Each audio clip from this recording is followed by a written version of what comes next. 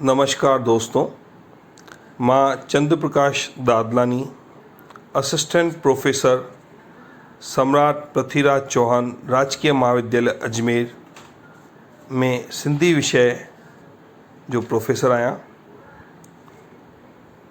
अॼु असां BA part second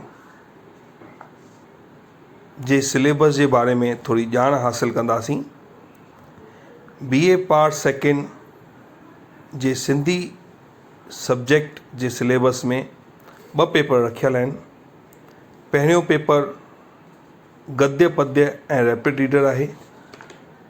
ॿियों पेपर में प्रतिनिधि कवि, निबंध, अपठित गद्यांश, मुहावरा ऐं कहावतूं रखियल आहिनि।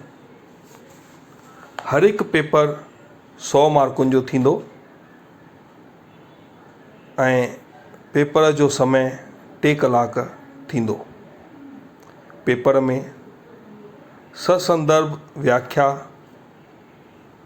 लघु प्रश्न ऐं निबंधात्मक प्रश्न पुछिया वेंदा। पेपर फर्स्ट गद्य पद्य ऐं रैपिड रीडर में फर्स्ट इकाई में उछल किताब रखियल आहे, जंहिंमें जीवत जो थंबो, जीवत जो मज़ो, जीवत जो राज़, पापियुनि में पाप, आराम हराम आहे, हिकु अजीब लुफ्त ऐं सोनी मूड़ी नाले टाइटल सां 7 अध्याय रखियल आहिनि। हिन इकाईअ में ससंदर्भ व्याख्या 5 नंबरनि जी, हिकु लघुतरात्मक प्रश्न 5 नंबरनि जो ऐं हिकु निबंधात्मक प्रश्न 10 नंबरनि जो ईंदो। इकाई सेकेंड में बि उछल किताब ही रखियल आहे, जंहिंमें बि 7 लेसन रखियल आहिनि, जंहिंजा नाला पिणु आहिनि शिरोमणी इंसान, सिंधुअ जी भूमि, जय हिंद, सिंधुअ जो आवाज़, दीवान कौरोमल चंदनमल खिलनाणी, देश जो अबो, 20वीं सदीअ जो धर्म। हिन में बि यूनिट फर्स्ट वांगुरु ई हिकु ससंदर्भ व्याख्या 5 नंबरनि जी, हिकु लघुतरात्मक प्रश्न 5 नंबरनि जो ऐं हिकु निबंधात्मक प्रश्न 10 नंबरनि जो ईंदो। तंहिंखां पोइ इकाई 3 जंहिंमें पूरब संदेश लेसन 1 खां 6 ताईं रखियल आहे। इन में बि इकाई फर्स्ट ऐं सेकेंड वांगुरु ससंदर्भ व्याख्या 5 नंबरनि जी, लघुतरात्मक प्रश्न 5 नंबरनि जो ऐं निबंधात्मक प्रश्न 10 नंबरनि जो ईंदो।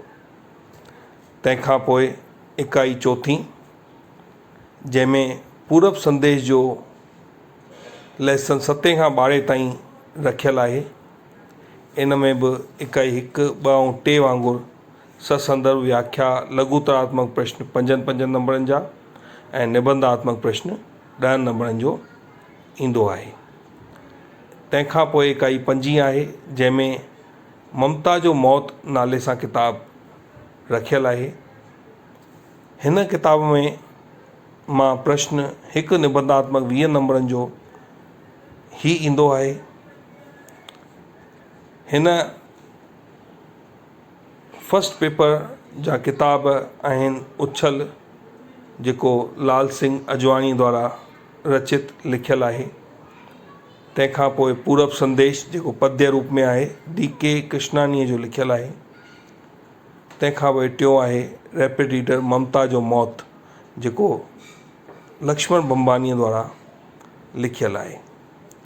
ही सभु किताबूं तव्हांखे अजमेर में बुकलैंड नाले सां कचहरी रोड ते हिकु शॉप आहे, जितां मिली वेंदियूं।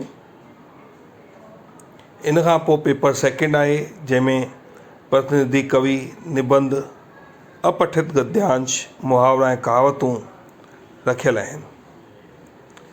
हिन में इकाई विभाजन हिन रीति आहे त फर्स्ट इकाई में शाह अब्दुल लतीफ़ ऐं सचल सरमस्त रखियल आहिनि। इन में हिकु तव्हांजो लघुतरात्मक प्रश्न 5 नंबरनि जो ऐं हिकु निबंधात्मक प्रश्न 15 नंबरनि जो ईंदो आहे। इकाई सेकेंड में सामी ऐं किशनचंद बेवस रखियल आहिनि।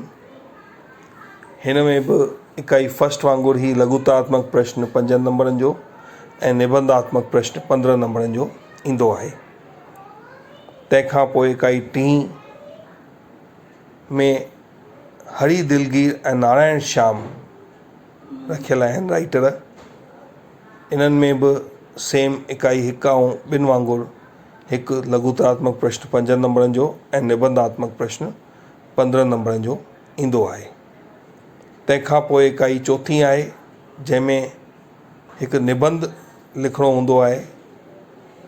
3 या 4 टॉपिकनि ते निबंध तव्हां वटि ईंदा आहिनि पेपर में छपियल, जंहिंमां को बि हिकु तव्हांखे लिखिणो हूंदो आहे।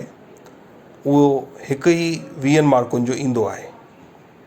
इकाई 25 में हिकु अपठित गद्यांश ईंदो आहे, जंहिंमां कुझु प्रश्न ईंदा आहिनि जेके तव्हांखे करणा हूंदा आहिनि। इन अपठित गद्यांश जो वेटेज मार्कुनि जो 10 नंबर रखियल आहे। तंहिंखां पोइ मुहावरा ऐं कहावतूं आहिनि जंहिंजो वेटेज बि 10 नंबरनि जो रखियल आहे। संदर्भ पुस्तकुनि जे बारे में कुझु जानकारी आहे त गुलकंद बेरूमल मेहरचंद जो लिखियल आहे, जेको साहित्य अकादमी पारां छपायल आहे। उनखां पोइ सिंधी शहर जी तारीख़ डॉक्टर दयाल आशा साहिबनि जो लिखियल आहे, जेको स्वामी शांति प्रकाश भवन उल्हासनगर मां छपियल आहे। दिलगीर हिकु अभ्यास हरी दिलगीर जो किताबु आहे, जेको भॻवानु निर्दोष द्वारा